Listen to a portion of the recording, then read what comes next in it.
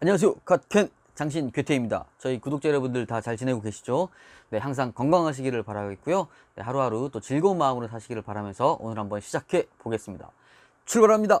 빰빠라밤. 네, 오늘은요 좀 재밌는 시간을 가져보려고 하는데요. 네, 물론 또 저만 재밌는 건지 모르겠지만 네, 성경 속에 있는 내용 중에 어떤 주제를 가지고 순위를 매겨보는 랭킹쇼를 좀 해보려고 합니다. 네, 오늘의 주제는요, 하나님께 은혜를 받은 사람인데 하나님을 배신한 사람 순위를 좀 매겨보려고 합니다. 여러 사람이 떠오르실 텐데요.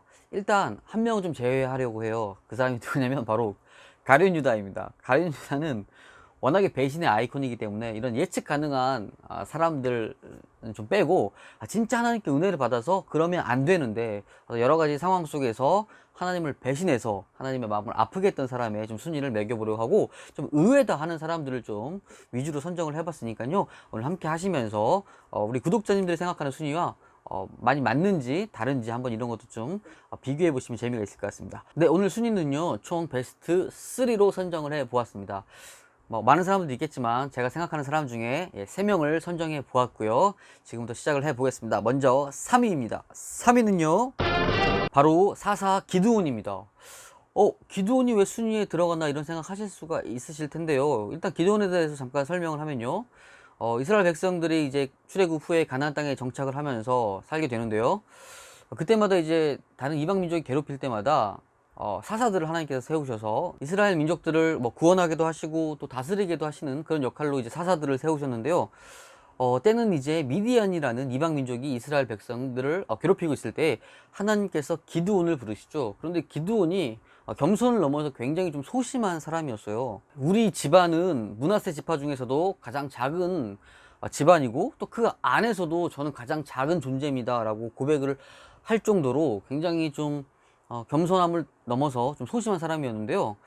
여러 가지 표징을 하나님께 구한 끝에 이제 사사직을 수락하고 하나님의 일을 이제 수행하게 되죠. 그리고 이제 우리가 너무나 잘 아는 기드온과 300용사의 사건을 통해서 이스라엘 백성을 미디안으로부터 구원하게 되죠. 큰 승리를 이스라엘 백성에게 안겨주었고요. 사사 기드온은 또 이스라엘 민족에게 인정받는 그런 사사로 거듭나게 됩니다. 그런 일이 있으니까 이런 듬직한 사사 기드온에게 이스라엘 백성들이 와서 우리의 왕이 되어 주십시오 라고 요청을 하게 되는데, 이때 기드온은 나는 너희들을 다스리지 않겠고 나뿐만 아니라 나의 아들들도 너희를 다스리지 않을 것이고 오직 하나님만이 너희를 다스리실 것이다 라고 말을 하게 됩니다. 네, 정말 멋있는 사사죠. 여기까지는 정말 좋았단 말이에요. 하나님의 은혜로 사사가 되어서 여러 가지 일들을 잘 감당했는데 이때 이스라엘 백성들에게 요구한 게 있습니다.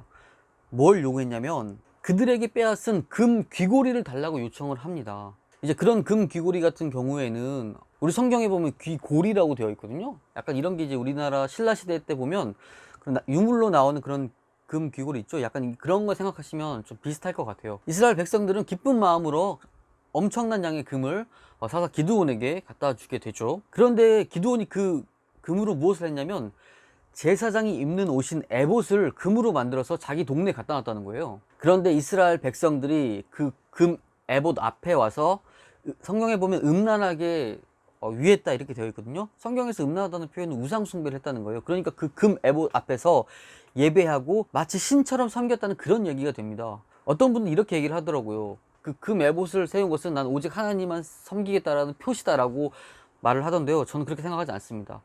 자기가 그 금 귀고리를 달라고 할 필요도 없을 뿐더러 제사장도 아닌데 굳이 그것을 만들어서 자기 마을에 세울 이유가 없다고 생각을 하거든요. 두 가지입니다. 그 금 에봇을 세워두면 이스라엘 백성들이 와서 예배를 드리면 그냥 오지 않죠. 예물을 가지고 오게 될 것이고 그 예물을 계속해서 기드온이 받아 먹는 거예요.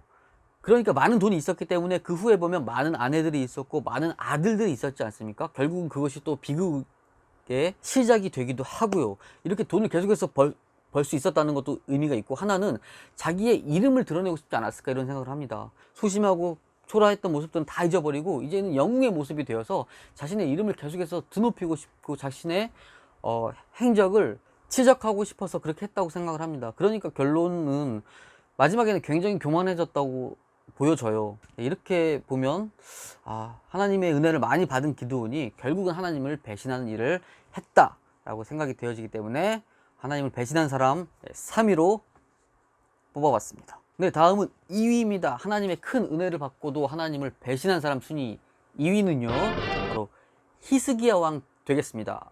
두구두구두구두구두. 네.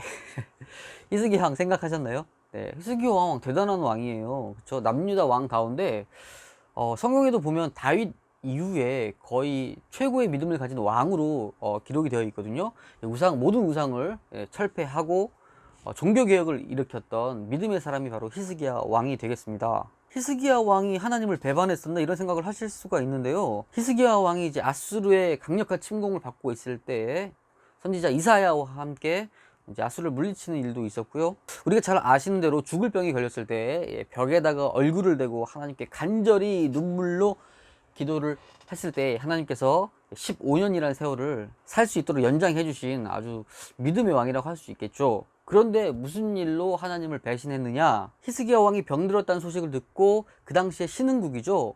바벨론이라는 나라에 브로닥 발라단이라는 왕이 편지와 예물을 보내게 됩니다. 그런데 히스기야 왕이 이제 병이 다 난 후에 그 바벨론의 사자들에게 자기 왕궁의 보물고와 무기고와 모든 창고들을 다 개방해서 보여주게 됩니다. 그런데 이 이야기를 들은 이사야 선지자가 이렇게 예언을 합니다. 당신이 쌓아두었던 모든 보물이 바벨론으로 옮겨지게 될 것이고 당신의 후손들은 바벨론의 포로로 잡혀가게 될 것이다 라는 예언을 하게 됩니다.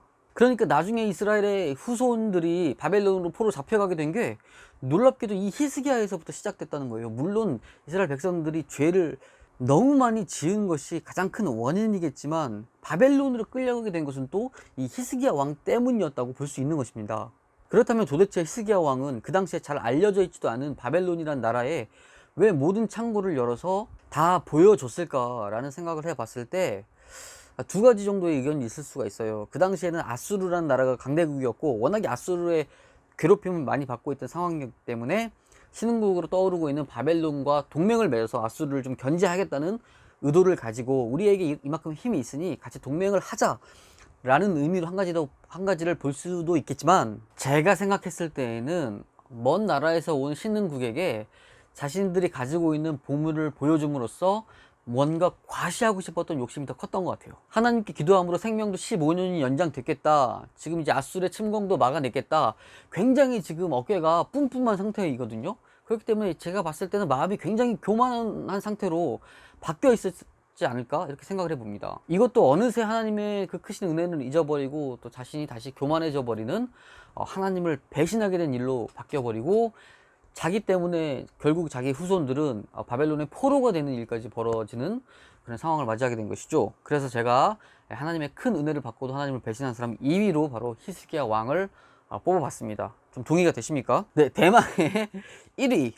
뭐 대망의 1위라고 하니까 좀 이상하지만요. 가장 크게 하나님께 은혜를 받았음에도 불구하고 가장 크게 하나님을 배신한 사람이라는 뜻이니까 뭐 그렇게 좋아 보이진 않지만 어쨌든 1위입니다. 1위는 많은 분들이 예상하셨겠지만 이건 뭐 다른 사람을 생각할 수가 없을 정도로 떠오르는 한 사람입니다. 바로 솔로몬 왕 되겠습니다. 사실 우리 성경에서 솔로몬 왕보다 하나님께 큰 은혜를 받은 사람이 있을까요? 다 아시겠지만 솔로몬이 이제 왕이 되고 1,000번제를 드렸을 때에 하나님께서 모든 부와 모든 지혜를 솔로몬에게 아낌없이 퍼부어 주셨죠. 실제로 솔로몬 왕 때는 이스라엘 나라에 전쟁이 단 한 번도 없었습니다.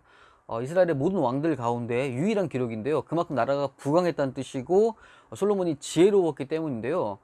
전쟁을 한 번도 하지 않을 수 있었던 이유 가운데에는 주변 나라들과의 화친을 맺었던 그런 일이 있었죠. 그런데 이방 나라들은 워낙에 우상 숭배하는 나라들이다 보니까 뭐 그 나라의 공주들이라든지 아니면 신분 높은 사람들과 결혼을 할 때 그들이 가져오는 우상들이 있겠죠. 열왕기상 11장에 보면 후궁이 700명, 첩이 300명이었다. 이래서 솔로몬의 뭐 아내가 1000명이 넘었다. 이런 이야기가 나오게 된 것이고요. 우리 성경에서도 보면 솔로몬 왕이 그 여자들을 너무 좋아했다는 표현이 나옵니다. 심지어는 그들이 가져온 이방 신들을 위해서 산당까지 짓는 일을 솔로몬 왕이 했다는 것입니다. 인생이라는 게 참 아이러니한 것 같은 게 하나님께서 가장 많은 은혜를 주셨고 가장 큰 지혜를 주셨는데 결국은 그 지혜로 한다는 것이 이방신을 섬기게 된 일이잖아요. 그러고 보면 정말 우리에게 뭐 많은 지혜라든지 너무 큰 돈이라든지 이런 것은 오히려 우리가 하나님을 섬기는 데 있어서 또 걸림돌이 될 수 있기 때문에 뭐 지금의 정도에 다들 만족하시면서 하나님 잘 섬기는 게 오히려 더 좋지 않나, 이런 생각도 정말 해보게 됩니다. 하나님께서 솔로몬에게 2번씩이나 나타나서 마음을 돌리라고 말씀해 주셨지만 솔로몬은 그 얘기를 듣지 않았어요. 하나님의 직접적인 말씀도 듣지 않을 정도로 솔로몬의 마음은 완전히 하나님을 떠나버린 것이죠. 결국에는 하나님도 이제 솔로몬에게 너무 실망을 하신 나머지 이제 너의 나라를 너의 자녀가 아닌 너의 신하에게 주겠다라고 말씀을 하게 되고요. 다만 너의 아버지 다윗을 생각해서 너의 때가 아닌 너의 아들 때에 그렇게 하겠다라고 말씀을 하시거든요. 그러니까 솔로몬의 아들 르호보암 때에 나라가 두 쪽 나고 그 중에서 북이스라엘 10지파는 르호보암의 신하였던 여로보암이 가져가게 되는 일이, 사실은 뭐 르호보암의 잘못도 분명히 성경에 기록되어 있지만 근본적인 원인으로 봤을 때는 솔로몬에게 가장 큰 원인이 있었다, 이렇게 말할 수가 있습니다. 네, 오늘 세명 1, 2, 3위 한번 살펴봤는데요. 생각해 보니까 하나님의 은혜가 큰 만큼 또 그만큼 교만해질 수 있는 가능성도 크구나, 이런 생각을 해봤습니다. 가끔요 이렇게 또 재미있는 시간도, 좀 가벼운 시간도 좀 준비해서 결코 가볍지 않았는데요, 한번 준비해 보도록 할 테니까요. 또 많은 응원해 주시고 또 구독과 좋아요 함께 눌러주시면 감사하겠습니다. 지금까지 장신 교태였습니다.